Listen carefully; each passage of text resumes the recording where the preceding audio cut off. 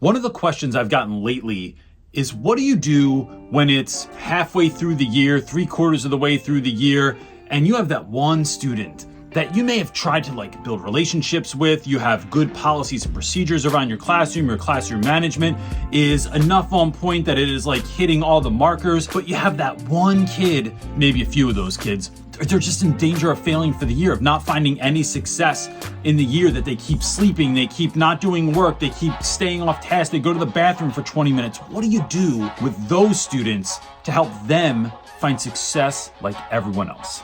That's what we're going to talk about today.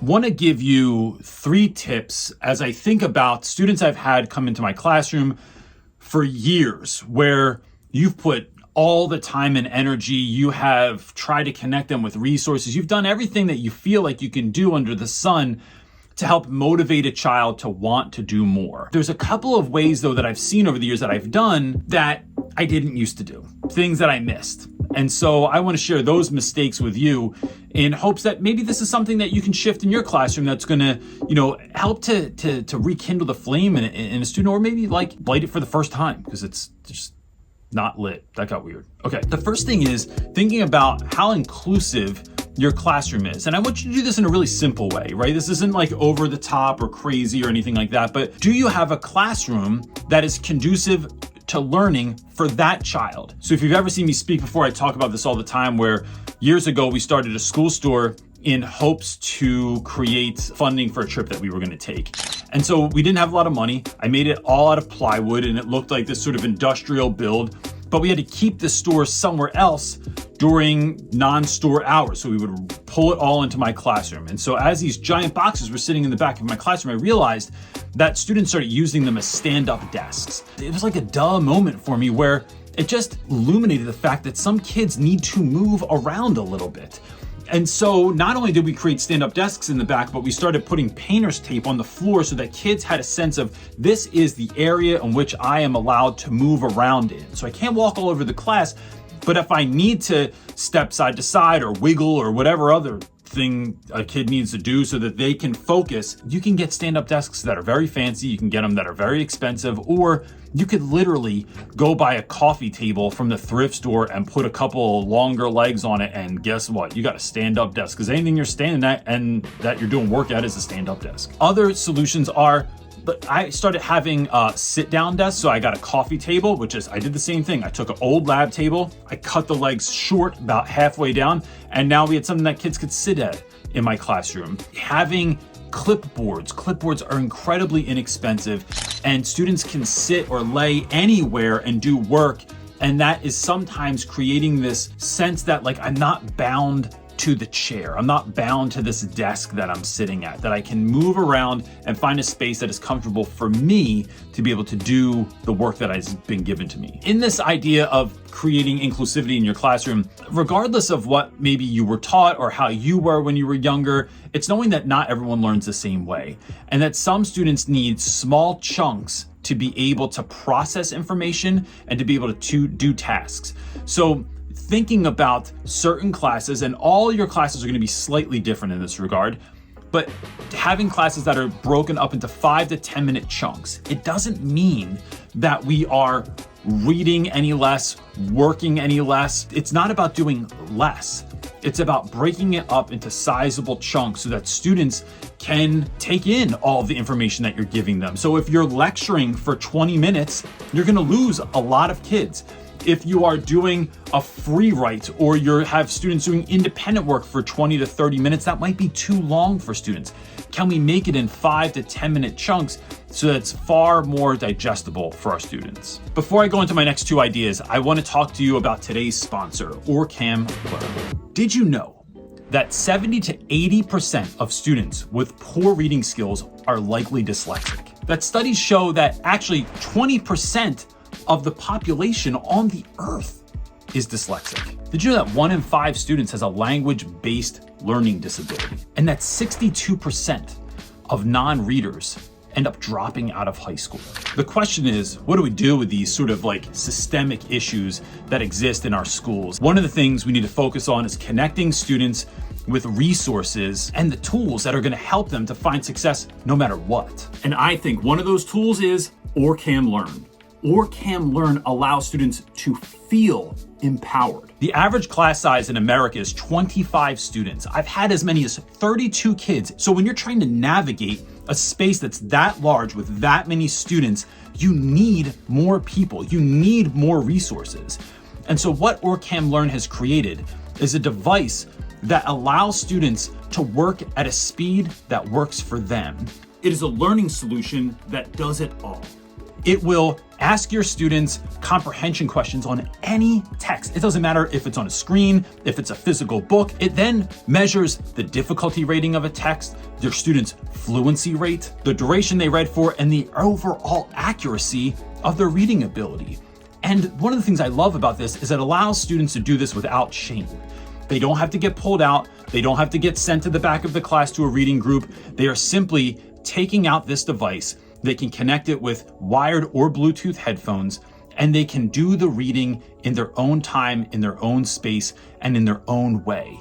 And in doing that, we are empowering students to do well. The other thing that is completely incredible is that as soon as students are finished using the OrCam Learn, their data, all the things I have mentioned, are being zoomed up into the cloud, and they go to their web-based application where you can see right on your school computer how a student did, where other areas they might need help in their study, and a whole host of information that is going to help you to teach the child that is right in front of you. All teachers could use an extra set of hands or an extra body in their classrooms. And OrCam Learn has given us just that, a tool that helps students by empowering them to do the best that they can and to meet them where they are and take them up to where they need to be. I think the next thing you can do for that particular student is calling home.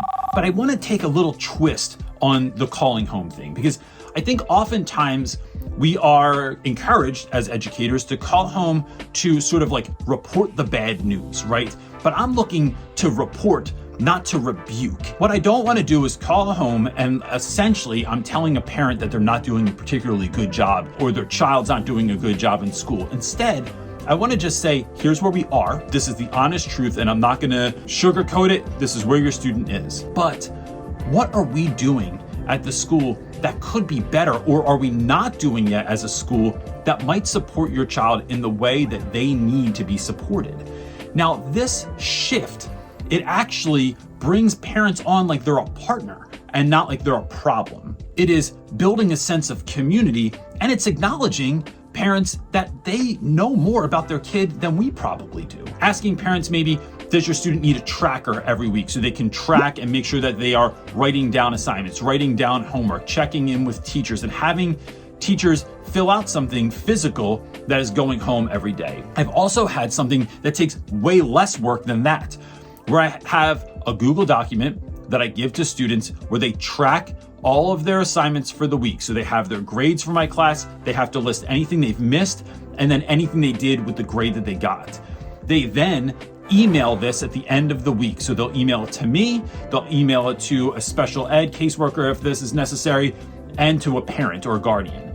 And so the beauty in this is that on a Friday, if I don't receive that email, I just send out an email to those parties and say, hey, just making sure that we're getting the ed tracker out there today. I am allowing the student to take ownership of their own situation and then share that information with all interested parties. I don't have to do anything. I just have to sign off that I got it, but now I know I have actual documentation that the student is very clear and that they know where they are. The parent and guardian understand exactly where the student is, and I understand, because let's be honest, when you teach 150 or more students a year, it's hard to keep up on every single kid. So by doing this, it is taking the workload off you, it is unloading onto the student, and it is making sure everyone is clear. And so that leads me to my last point, which is clarity. If you were a part of our Classroom CEO workshop, you heard me talk a little bit about this, but I want to share some of it here because I think it is super important and is going to empower your students and help you to know that you're doing all that is necessary for your students. I think most students are failing because they don't know that they are failing. Some know that they are, but kids often don't know how far behind that they are.